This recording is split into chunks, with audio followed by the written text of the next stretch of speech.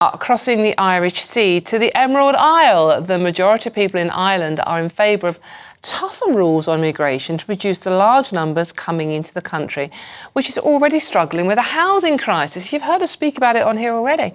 Almost 60% of Irish voters want a more closed policy, and this is unusual. They've never been like this before, with tensions over immigration building in Ireland ahead of a general election expected this year.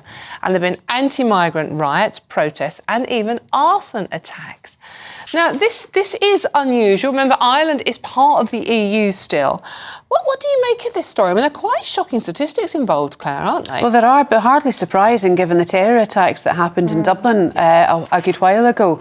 But Leo Varadkar as well, the President Taoiseach of Ireland, he's in a very precarious position, I would say, because he is a member state of the EU. But then to want tougher borders, where are these illegal immigrants coming from? Because they're not coming via the north. They're not coming from Belfast and crossing that way. So where are they coming from? How do they get there? And lots of Irish Republicans do not want the north to be encapsulated back into the south because of reasons, not only because of the religious divide. Take that away. I'm not making that as a point at the moment.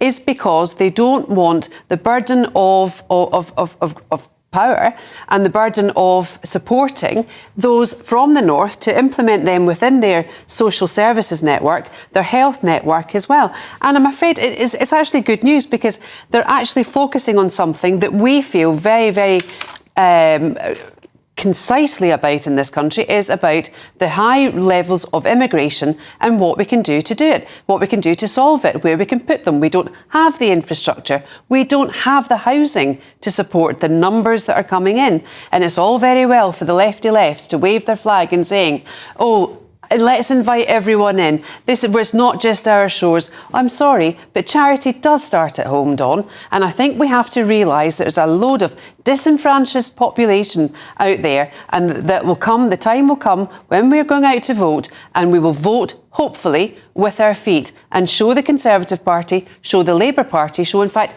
every political party how we're feeling. Because it doesn't work.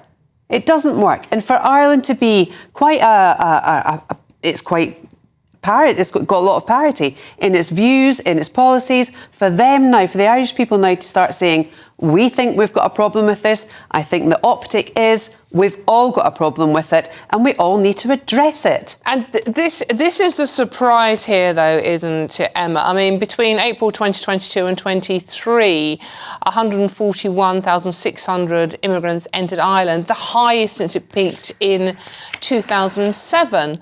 And that's just almost a 2% population increase. And many of these migrants are, as we've seen on our own shores, young, single men, suddenly in an Irish small town where there aren't the facilities for them, they're not working, they're bored.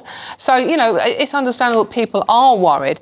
And it's not just Ireland we're seeing this. There is, across Europe, this now anti-migrant feeling. I think you must be psychic, Dawn, because you're reading your mind. Stealing all of my thoughts from my head. We're in sync. Look, these numbers are huge, and it is the same case across Europe, and it's so noticeable in Ireland as well, particularly in cities that are in rural areas where it's very noticeable that the population has changed quite dramatically in a very short space of time. And it's not just illegal migration. This is also legal migration. This is also the refugees that they've taken in without the infrastructure to support them, including Ukrainian refugees, many of whom have been also sent to rural areas. And as Claire mentioned as well, there was this case late last year where an Algerian migrant stabbed 3 school children and a teacher.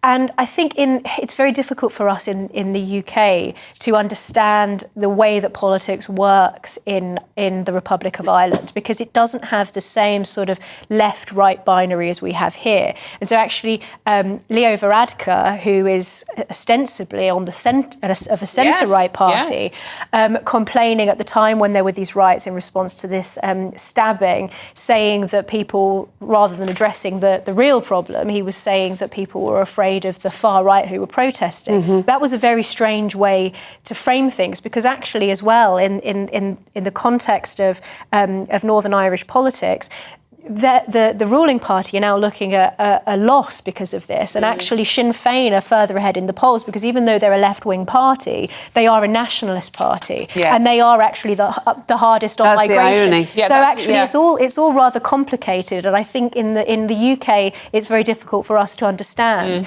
But this is a real problem in Ireland, and it's going to be the main subject on which the next election is decided. It was very interesting when that attack, the Algerian man, as you mentioned, who allegedly, the case is still going through, stabbed 3 school children and a teacher in Dublin.